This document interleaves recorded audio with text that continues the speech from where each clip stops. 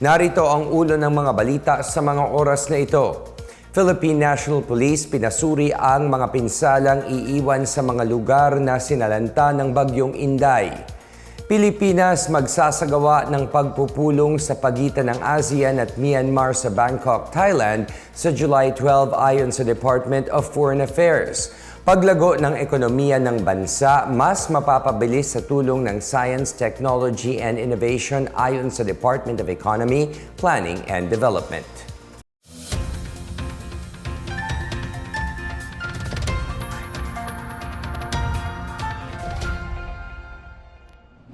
Ako si William Theo para sa PNA Headlines. Iniutos ni Philippine National Police Chief Jose Melencio Nartates Jr. sa lahat ng police commander na suriin ang pinsala sa mga lugar na nasasakupan nila matapos ang hagupit ng Bagyong Inday.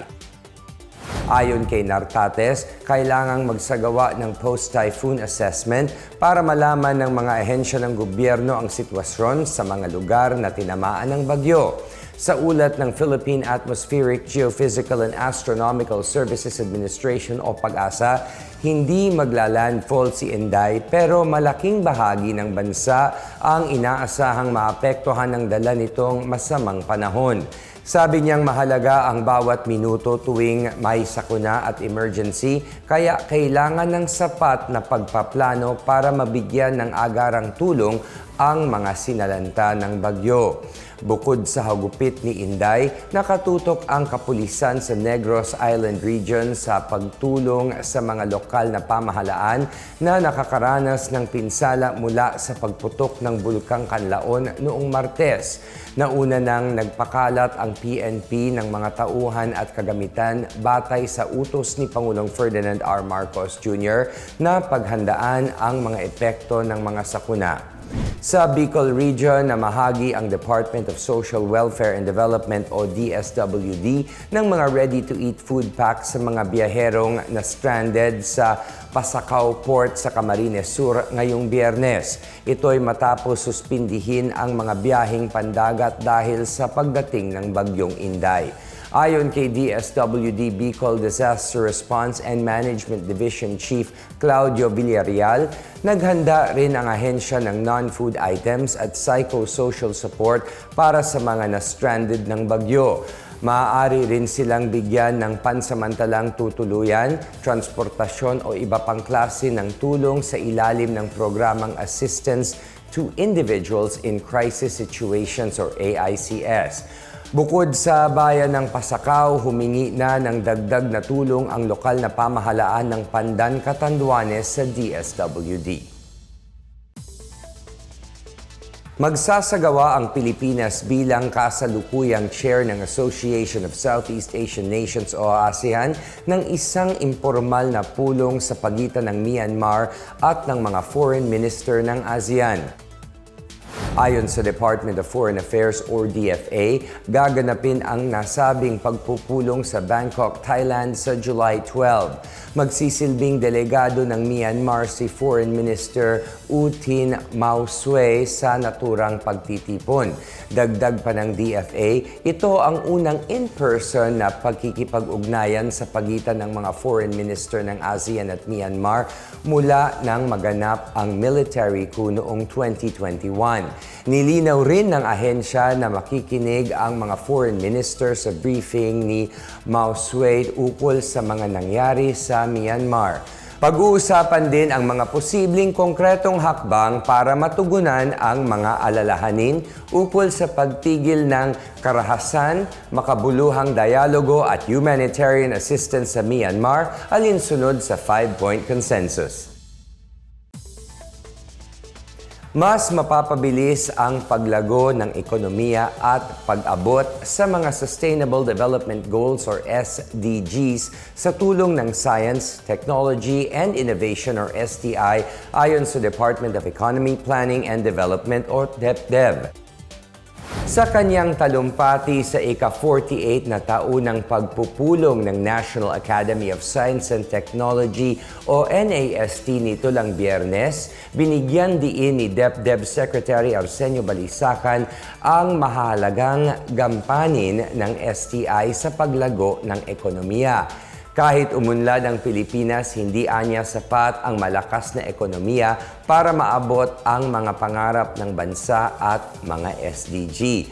Ang SDGs ay ang mga plano na inadopt ng United Nations noong 2015 para wakasan ang kahirapan at maghatid ng kapayapaan at prosperidad para sa lahat sa taong 2030. Saad ni Balisacan, mahalaga ang tungkulin ng institusyon gaya ng NAST para siguraduhing nakabase sa sensya ang mga desisyon ng gobyerno at dapat gamitin ang mga pag-aaral at bagong imbensyon para solusyonan ang mga tunay na problema ng mga komunidad.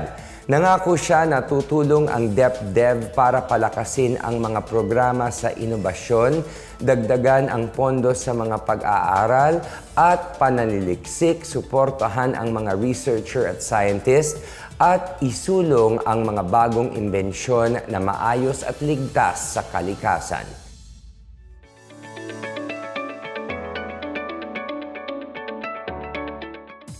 At sa balitang pangkalakalan, inaasahang mapapalakas ng Real Property Valuation and Assessment Reform Act or RP-VARA ang mga lokal na pamahalaan sa pamamagitan ng maayos, transparent at maaasahang valuation system.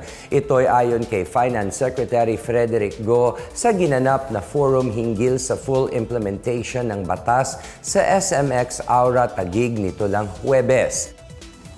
Pinirmahan ni Pangulong Marcos noong 2024, pinapalakas ng RP-VARA ang Real Property Valuation at Assessment System sa pamamagitan ng isang uniform real property appraisal na alinsunod sa mga international standards. Niresolba rin ito ang mga matagal na problema sa valuation ng mga ari-arian tulad ng hindi maayos at outdated na mga valuation, mga nawawalang kita at kakulangan sa sentralisadong pangangasiwa at integrated na database. Tiniyak naman ni Go na ang pagpapatupad ng nasabing batas ay hindi nangangahulugan ng pagtaas ng real property tax.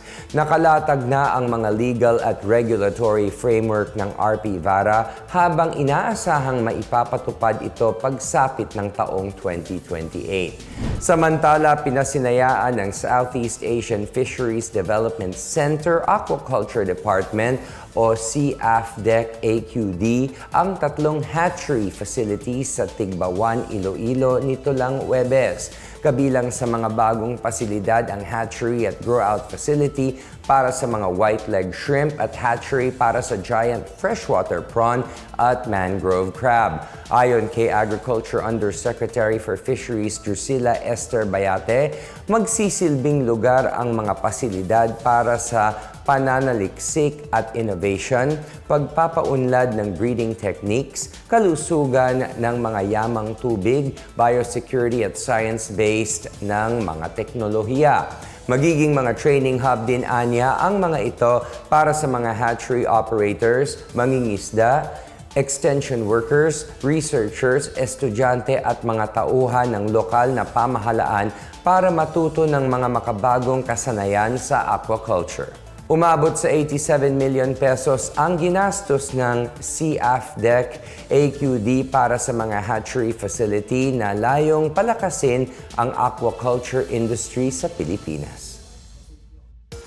At yan ang pinakabago at pinakamainit na balita sa mga oras na ito, hatid sa inyo ng PNA Headlines. Para sa iba pang mga balita at impormasyon, bisitahin lamang ang aming website pna.gov.ph o ang aming Facebook at X account na Philippine News Agency. Mapapanood din ang PNA Headlines sa pamamagitan ng link sa website ng News and Information Bureau, sa ilalim ng PNA News at sa YouTube account ng Philippine News Agency.